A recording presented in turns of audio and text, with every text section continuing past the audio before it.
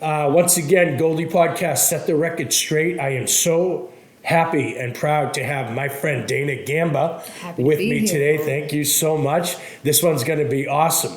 For those barbers in New England and for those of you outside New England, we've been doing this podcast called Set the Record Straight. What we try to do, Dana, is bring light to... there's so many barbering podcasts out there about technique, and they talk about haircuts and things like that. That's not really my background. Obviously, I'm not a barber, but I have been involved in beauty products and helping the manufacturers of the products that barbers use for most of my adult life. And so I decided to have this podcast where we actually put a spotlight on the brands, so that the barbers have a better understanding of who they're buying their products from and what's behind the companies and these corporations that just release these products.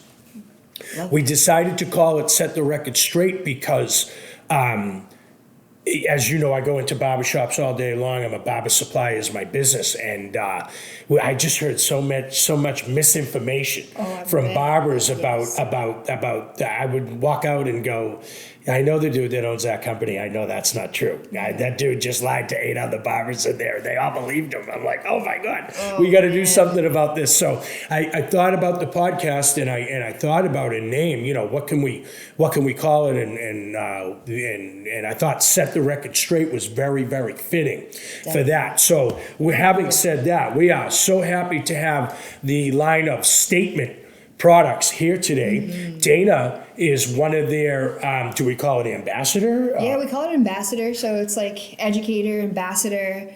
We like to use the word ambassador because you have the creators and, it's such a tricky word right now, ambassador in general. Everybody's kind of uses an ambassador. That, right? Everyone's an educator. Right. So it kind of whatever feels good for you, but we kind of say ambassadors and we can talk about what that is and what it means.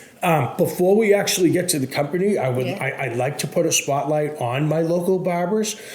You go by DG Cuts on Instagram, right? That's your IG handle. So for those of you who want to learn more about Dana, and we'll drop her IG address a little more as we go through the podcast. It's at DG Cuts is where you can see Dana's work and look at her fine Instagram page, which I was reviewing again this morning. But before we get to the company, can you talk a little bit about yourself and your journey into barbering? What made you start barbering? How long have you been doing it and things like that? All right. So I do go by DG Cuts. It's hard because I always say, hey, I'm Dana. And people are like, who? Or even the other day, I was like talking to someone, they're like, who are you? And I'm like, it's Dana. And they're like, Dana, I don't know Dana. And I'm like, DG. And then I'm like, oh God, I have to start really taking that in. So DG is usually what people call me. I've been cutting hair. It'll be 20 years in July. Wow. So I'm 38 and I've been cutting hair since maybe 2 months out of high school. I went to North Kingstown High School, so local to Rhode Island. Now I live in Massachusetts. My shop's in Massachusetts, but I think what really started me was I always had really long hair growing up. Mm-hmm. I wanted me nothing. too. I wanted nothing but short hair. My mom would never let me cut it. And I would go into barbershops and you cut my hair, and they'd be like, no. Yeah, nobody wanted to do why? So I had all this long hair for a long time. So one day I just kind of shaved my head. And I loved the sound of it. I loved the feeling of it. I loved everything about it. And then I started cutting all my friends' hair. There was a girl in my neighborhood. She was older than me. She was super cool. She's like, cut off all my hair. If you fuck up, I'll kill you. And I was like, oh my God, but I was cutting it and I fell in love with it. So as soon as I got out of high school, I just immediately went into cosmetology school. So I was the first student at Paul Mitchell, Rhode Island. Oh, right. I know the owners. They're good friends Michael of mine. Galvin. Great school. Yep. So it was Michael Galvin then. Now it's under a different owner. Right. So started that. And then I would say about 2006, I moved to Massachusetts. So my first job actually landed in 2003. I was working in a little mom and pop shop. It was amazing. Loved it. In a salon, specialized in hair extensions. Then I went over to a bigger, really crazy big salon in Boston. And that's where my career really took off. I was on a TV show called Split Ends. Do you remember Split Ends back in the day? Yeah, I do. So I was on one of those shows. Oh, I didn't know that. I did all kinds of like editorial stuff, runway stuff. But I always really wanted to continue my education, but the money was so good. So like to now be super successful in my career, still be in my young 20s, making what I was making, everyone was like, you're going to be ridiculous if you go back to barber school. Like you're never going to, why would you do that? And I kept being like, damn, like all these years are flying by. Now it's 2014. I see all these barbers on Instagram. I'm not on Instagram. I can see their work. And I got to go back to school. So I stopped everything I was doing, went to barber school. I went from making like over 110 after taxes to 32,000 before taxes. Right. You know, right. So like it was a struggle. But I did it and I persevered, and that's what I loved about the barbering community was like the stylists were kind of more so, don't do it, you got it made. And the barbers were like, welcome. You know, like, welcome. We're gonna teach you how to rise in this shit. And some of the most successful barbers that I know were female stylists that now work in a men's barbershop. Yes. So it's interesting that you say that, because that does seem to be true. It took me a long time to get, like, I'm now finally at a level of like, I'm a little, like, one level higher than where I was in the salon, as far as, like, you know, money-wise in my own shop and stuff like that. But it took me from 2014 to 2023 to get here. Right. So people think like they got this journey, but it is like, some people do have a really short-lived, like, you know, they get out of school and boom, they're just like famous on Instagram or, you know, whatever. But I had a really long journey, but because of that, I had all these different successes and a lot of different situations, you know. So let's just address that real quick for some of the younger barbers that might be listening who are at that point where they just got out of school. Yeah.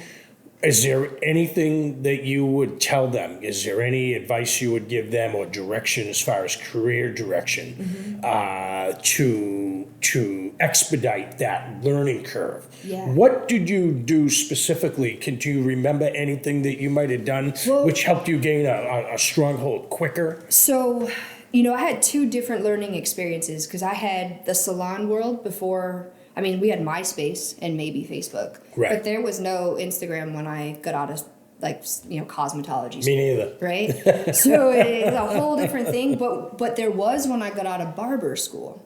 So I got a little bit of both experiences, which was kind of interesting. I would say definitely utilize social media, but in a way that feels right for you. Like, don't feel like you have to post or that you're too scared to post something because of the person that you're inspired by. You're like, I'm not there yet. Your journey is what people actually like. When you have a client from day 1 to day 20 to day 2000, they want to see your journey, and most likely they want to stick with you because of it. It seems to me like the things that are most real are the raw. Organic way. I remember and it still happens now, but I remember my first videos, they were bad. I mean, bad. And I didn't have Ben, you know, obviously, and I would set my camera up in front of me and do it right off my camera. I didn't even have a tripod. And, you know, I look back at them now and they're safely locked in my e-vault, so nobody sees them. But when I look back on them now, and I'm going back to like 2018, 2016, I'm like, oh my God, unbelievable. But now, you know, obviously, look, we're in a home studio, but still, it's a professional production, you know, and so you do have that sort of transformation for sure that comes with experience. For sure. And you know what, too? Like, I think, like, this goes out to like the kid that maybe is not good at it, right? Like they want to be, but they're not good at it, because there's going to be people who out of school who are just, for some reason, they just got it. Maybe they're autistic. Maybe they've been doing it for a long time. Who knows? But when you're getting licensed, like, and you see other kids, there's I forget what the stats are, but it's like 1 out of 10 actually continue. Right. You know, I don't know what those exact numbers are, but let's just say it's 1 out of 10. For them, talking to like that one person that really wants to quit because they don't feel like they're going to get it, if you stick with it, it is so much more rewarding. Absolutely. You know, and that was it for me. Like, I think I messed up everyone's hair for at least 3 years before it started to click, and I was like, oh, wait, it's making sense in my head now, you know? Listen, we need 10 episodes for me to explain all of the ups and downs that I've been through in my career. I've been in and out of the beauty industry 3 times in my adult life. However, I kept coming back to it because it kept calling me home. Yeah. I felt like this is where I make my most money. This is where I have the most impact. This is where I feel most comfortable with the job, with any one of the given jobs that I've done in the beauty industry. I've done them all except cut hair. Yeah. You know what I mean? Yeah. But every sales-oriented job that you can think of in the beauty industry, I've done. And I did really start at the bottom. I can remember when I first got married, which is longer than I care to share now, but I was working for what was then a huge line called KMS. Okay. And I was working at the top KMS. It was more of a stylist line. Yeah, I remember KMS.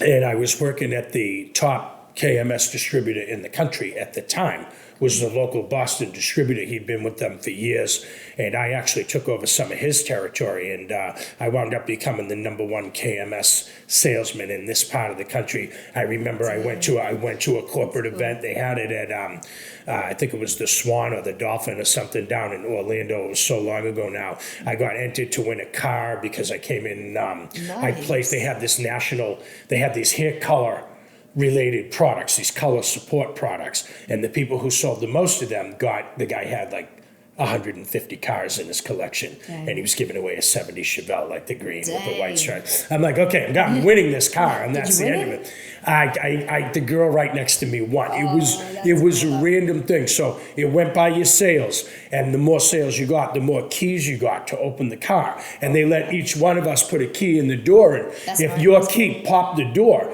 then you got the car. And it was the most exciting thing I was ever part of in my life. And when I think back to those days, where I came from, that was at the very beginning of my career. My job evolved into manufacturer's rep, and then what it is now. It's really astonishing. You don't feel like you're making gains, but when you look back over a long period of time, you see that you made them. Sure. And I remember like the first barber battle I ever went to, you know, and like that was like winning. That was like, oh my God! And then next thing you know, I was judging them. Right. And it was, you know, I look back on it, I'm like, how did I go from entering being so scared to now being a judge on like, because you did it. You went through every step of the ladder, and I might enter it this year. And you took your career step by step, and that's the advice that I would give. Exactly. I don't have to be a barber to give barbers career advice, because I'm not going to dare talk to them about cutting.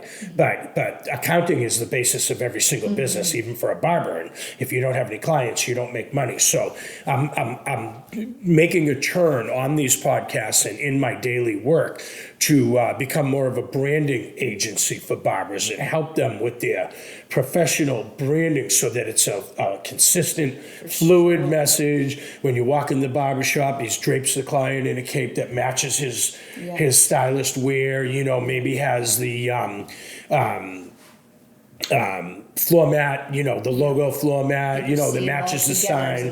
Put it all together as a whole experience. The clients will value that more. And, you know, try to... It's got to be true, I think, to that, like to the person that's creating that brand.